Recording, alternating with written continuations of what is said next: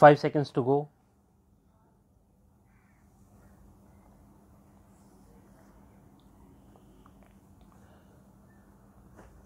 Start. The Naga peace talks, stalled since October 2019, look set for renewal, with the centre's interlocutor A.K. Mishra meeting the NSCN-IM leadership at Camp Hebron, the headquarters of the rebel outfit.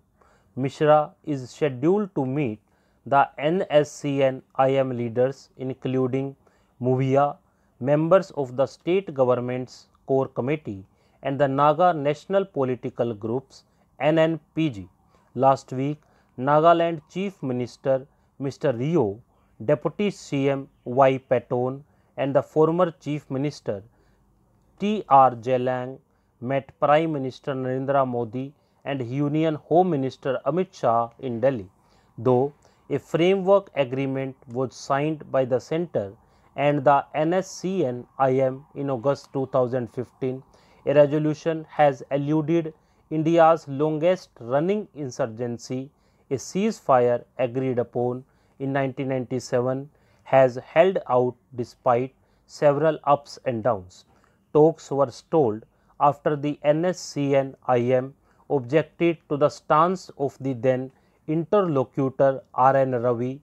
Ravi had reportedly set October 31, 2019 as the deadline for concluding the framework agreement with or without the NSCN-IM's consent. The NSCN-IM interpreted Ravi's statements as an attempt to arm twist the outfit to sign a deal. The stalemate that ensued threatened to turn worse when a botched counter-insurgency operation by a special forces unit led to the killing of 6 civilians in Mon district in December last year. To begin with, Mishra has to restore the trust between the NSCN-IM and the centre.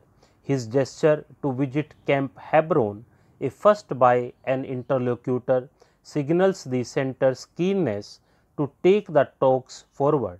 The NSCN-IM has been intractable on its stance that the centre must agree to a separate flag and Yeh Jabo constitution for Nagaland.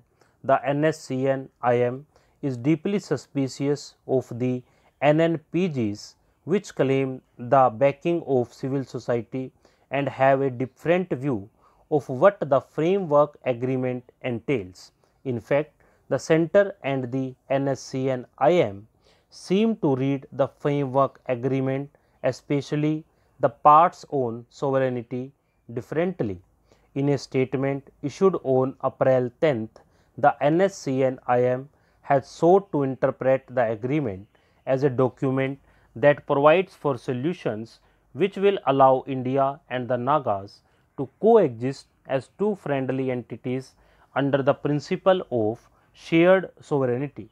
Mishra needs to negotiate with all the stakeholders within the contours of the framework agreement.